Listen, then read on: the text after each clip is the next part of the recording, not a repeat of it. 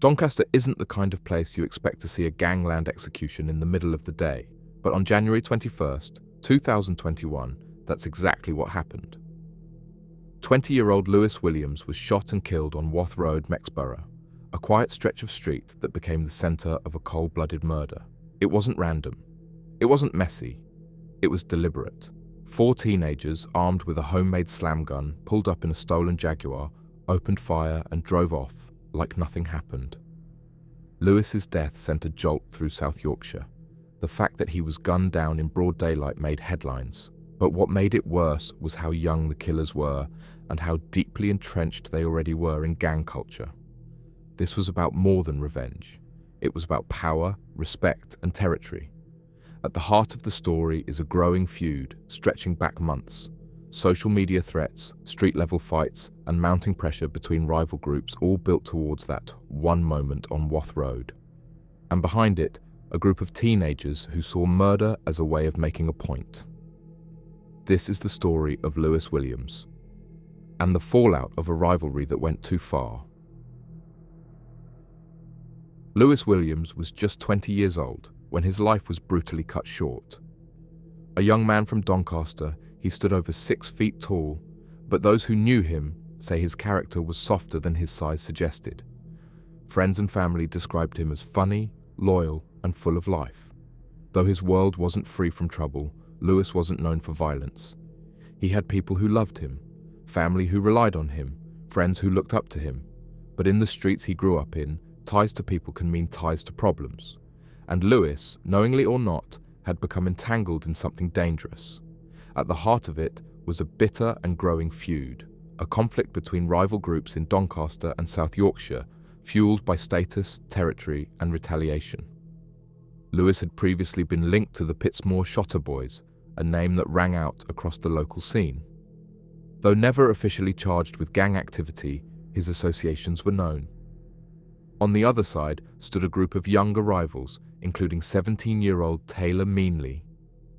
Meanley wasn't just a name on the radar, he was a figure with a reputation.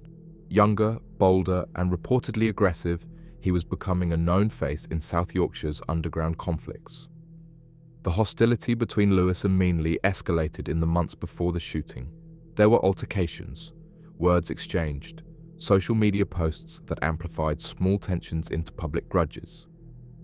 One incident in particular pushed everything over the edge, an assault on Taylor Meanley that left him humiliated and enraged. While it was never proven that Lewis was directly involved, Meanley believed he had a hand in it, and for him, that was enough. Meanley wasn't alone. He began to confide in others, Jack Parks, Joe Anderton, and Arlind Nika. The group shared similar backgrounds, varying in age from 16 to 21. What brought them together wasn't friendship, it was a shared enemy, Lewis Williams. Together, they began to plot. The feud had gone from words to actions, from humiliation to vengeance. They weren't looking for a confrontation, they were preparing for an execution. And this wasn't spontaneous rage. In the weeks before the shooting, conversations were exchanged, messages were sent, a plan was forming. Not only would Lewis be targeted, they would make a statement. It would be public, unmistakable, and final. There's something tragic about how preventable it all was. Lewis was aware of the growing threat. He'd heard the talk, but like so many young men caught between local loyalty and everyday life, he carried on. He was seen out and about in the days before the attack, moving through town as usual. Some say he brushed off warnings. Others believe he didn't truly think they'd go that far. But the plan was already in motion. And when the group spotted Lewis on Barnsley Road near the farm food store, they didn't hesitate. What followed wasn't a street fight or a confrontation. It was a cold, calculated act. For Lewis's family, the pain is made worse by the sense that this didn't have to happen. He wasn't a hardened criminal. He wasn't unreachable.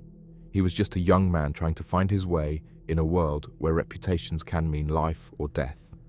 And in the end, it cost him everything. On January 11th, 2021, just after 4:20 p.m, the town of Mexborough fell into a silence that only follows shock. Moments earlier, the calm of Wath Road was shattered by a single devastating blast. A homemade slam gun had been fired in broad daylight. The target was Lewis Williams. The method was execution.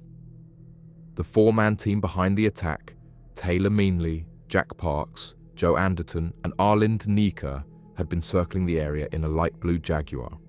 It was no coincidence. Their movements had been deliberate from the start.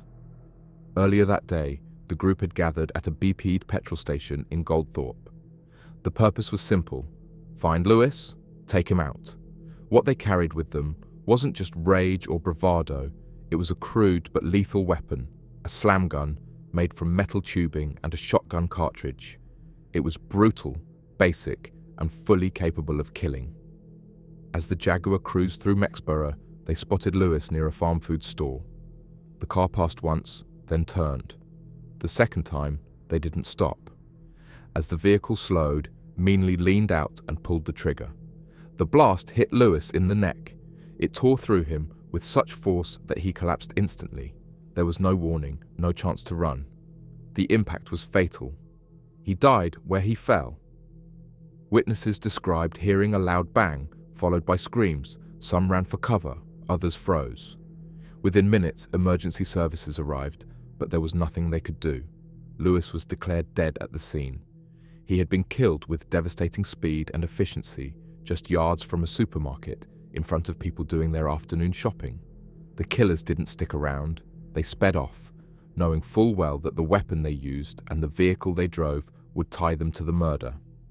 But they had a plan. Just 20 minutes later, that same Jaguar was found in Bolton upon Dearne, set ablaze in a country lane. The fire was intended to wipe away evidence, DNA, fingerprints, trace materials. It was a classic gang tactic: destroy the getaway car and walk away clean. But even in their attempt to vanish, they left traces. CCTV had already captured them in the area. Their vehicle had been seen circling. Witnesses had seen the gunshot. The fire itself became a clue: where the car was found, how quickly it had been dumped. And the biggest mistake of all? Their phones. Even as they tried to burn physical evidence, they were still messaging, still calling, still tethered to the crime by their own digital footprints. The murder of Lewis Williams was not a crime of passion. It was a planned assassination executed with military-style precision. They stalked, struck, and vanished, but they underestimated the response. What they saw as a clean hit quickly became a ticking clock, and the police were already starting to count down. For those who knew Lewis, the brutality of the killing was unbearable. For those who witnessed it, unforgettable. And for investigators, it was just the beginning of a case that would stretch far beyond one street, one shot, or one getaway car. Within minutes of the shooting, Wath Road was transformed from a quiet residential street into a major crime scene. Blue flashing lights, police tape, and stunned onlookers quickly became the backdrop to one of the most aggressive murder investigations South Yorkshire police had undertaken in years. It wasn't just the brutality of the killing that drove urgency, it was the way it had been carried out. A gang hit, broad daylight, witnessed by civilians. There was no time to waste. Officers locked down the area and began gathering CCTV from every business and private camera within reach. The BP station where the suspects had gathered was a goldmine. Clear footage showed the light blue Jaguar, faces of the occupants, clothing and timing. From there, the vehicle was tracked, seen cruising Mexborough, making its pass on Wath Road and speeding away minutes later. But the breakthrough came with the Jaguar itself. Found torched in a rural lane near Bolton upon Dearne, it was still smouldering when officers arrived. While the fire had destroyed much of the interior, enough survived to extract forensic evidence. DNA swabs and charred clothing fragments offered clues, and more importantly, the discovery narrowed the window of escape. Investigators now had a timeline. Parallel to the forensics, a digital web was forming. Detectives pulled mobile phone records, social media activity, and location data. All four suspects, Taylor Meanley, Jack Parks, Joe Anderton, and Arlind Nika, had been in contact in the hours before and after the murder. Meanley, believed to be the trigger man, had been messaging about Lewis days earlier. Conversations showed tension, threats, and talk of retaliation. It was motive in real time. Officers began working with regional units, compiling intelligence on local gang tensions. The feud between groups in Doncaster and surrounding areas, particularly involving individuals linked to the Pittsmore shotters, had already been on their radar. Now it was clear. Lewis Williams hadn't just been a name on a list, he was a marked target. Over the next 10 days, the net tightened. On January 15th, Jack Parks was arrested during a dawn raid in Mexborough. 2 days later, Joe Anderton was picked up in Doncaster. Meanly, still only 17, was located on January the 20th. Arlen Nijika, just 16, was arrested the same day, hundreds of miles away in London. In their homes, phones were seized. Clothing matched CCTV footage. Phone data aligned with the timeline of the shooting. And crucially, the homemade slam gun was found and forensically matched to the bullet that killed Lewis. Case by case, the pieces locked into place. This wasn't just smart policing, it was rapid, coordinated, and relentless. And it was working. By September 2021, all 4 suspects, Taylor Meanley, Jack Parks, Joe Anderton, and Arlind Nijika, stood in the dock at Sheffield Crown Court. Each faced the same charge, the murder of Lewis Williams, alongside possession of a firearm with intent to endanger life. The courtroom was packed, press, family members, and a community still reeling from the sheer audacity of the killing. But in the sterile quiet of the courtroom, the full scale of the case was laid bare. Prosecutors opened with a clear assertion: this was a targeted execution, not a spontaneous act. Jurors were shown CCTV footage of the Jaguar cruising past Lewis, doubling back, and then approaching again for the fatal shot. The prosecution described the movements as choreographed, a planned mission executed with military-like precision. They highlighted the role of each defendant. Meanley, despite being just 17 at the time, was said to have pulled the trigger. Parks had helped organize and drive the car. Anderton and Nijika were active participants, acting as lookouts and backup in case the plan went wrong. But all 4, prosecutors said, were equally invested in the outcome. Their joint purpose was clear: to eliminate Lewis Williams. Digital forensics bolstered the timeline. Phone records placed them together before and after the shooting. Social media messages, recovered even after attempts to delete, showed animosity, boasting, and premeditation. In one, sent days before the murder, Meanley referenced sorting the Lewis thing. In another, Parks talked about rolling out soon. Meanley's defense argued that he didn't know the gun would discharge live ammunition.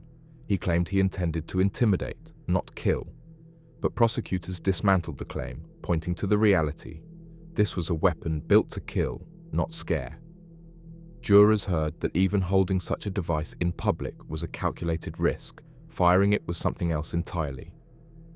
Parks's legal team tried to argue his role had been minimal. He'd driven the car, they admitted, but claimed he had no idea the others were armed. But again, the digital footprint told a different story. He'd been involved in discussions, planning, and the getaway. His hand was firmly on the wheel, in every sense. Anderton and Nijika, though younger, were not treated as bystanders. Evidence showed they were present, active, and complicit. They had watched Lewis die. They had helped destroy evidence. Their silence in the days that followed, combined with their swift flight and attempts to cover tracks, spoke volumes. After weeks of testimony, on October 15, 2021, the jury delivered its verdicts. Meanley and Parks were found guilty of murder. Anderton and Nijika were found guilty of manslaughter. All 4 were convicted of possession of a firearm with intent to endanger life. Justice, at least in part, had been delivered. But the story wasn't over. Not yet. 2 weeks after the guilty verdicts were returned, the sentencing hearing was held at Sheffield Crown Court. The atmosphere was tense. In the public gallery, Lewis Williams's family waited for the final chapter in a case that had already torn through their lives. They listened in silence as each of the defendants was called forward, the weight of justice looming large. Judge Roger Thomas K.C. delivered his remarks with grave clarity. He began by addressing Taylor Meanley, the teenager who had pulled the trigger. Though just 17 at the time of the murder, the judge made it clear that his youth did not absolve him of responsibility. Meanley had taken part in a deliberate, planned ambush. He had fired a homemade firearm at close range, fully aware of its power. The court heard that Lewis had no chance to react. For this, Meanley was sentenced to life in prison with a minimum term of 27 years before being eligible for parole. Jack Parks, the man who had driven the group and helped orchestrate the attack, received the same sentence. Life imprisonment with a minimum term of 27 years. The judge noted that while he hadn't fired the weapon, his role was integral. He had guided the car through Doncaster's streets, turned it around for the second pass, and facilitated both the approach and escape. His actions, the court found, showed a complete disregard for human life. Joe Anderton, 18 at the time, was found guilty of manslaughter. The judge recognized that while he hadn't fired the shot, his involvement was still significant. He had supported the plan, traveled in the car, and made no move to intervene or warn the victim. For his part in the killing and the possession of the firearm, Anderton was sentenced to 12 years in detention. Arlind Naika, the youngest of the group at just 16, received the same sentence. 12 years. The judge acknowledged his age, but highlighted the calculated nature of his actions. Nika had played a supportive role throughout, and like Anderton, had taken no steps to prevent what unfolded. In total, the 4 defendants received 78 years of custodial sentences. For Lewis's family, the punishment brought a measure of accountability, but no relief. In a statement read outside court, his mother described Lewis as a kind, loyal, and loving son who had been taken too soon by senseless violence. She spoke of a hole left in their lives that no amount of time or punishment could fill. And from the perspective of many, particularly those a little older, watching this unfold feels like something far worse than just another gang case. It's not just about young people making mistakes. It's about a complete breakdown in values where violence and revenge have replaced reason and responsibility. The life sentences handed to Meanley and Parks felt necessary. Deliberate, planned murder in broad daylight can't be brushed off, no matter how young the offenders are. And while the 12-year terms for Anderton and Nika may seem lighter, they reflect the legal difference between murder and manslaughter, something the system is bound to respect. Still, it's hard not to wonder, where were the influences that should have stopped this before it ever happened? Schools, families, local authorities, somewhere along the way, these boys were let down. But once you're driving around with a homemade gun, looking to end someone's life, society has little choice but to lock the door.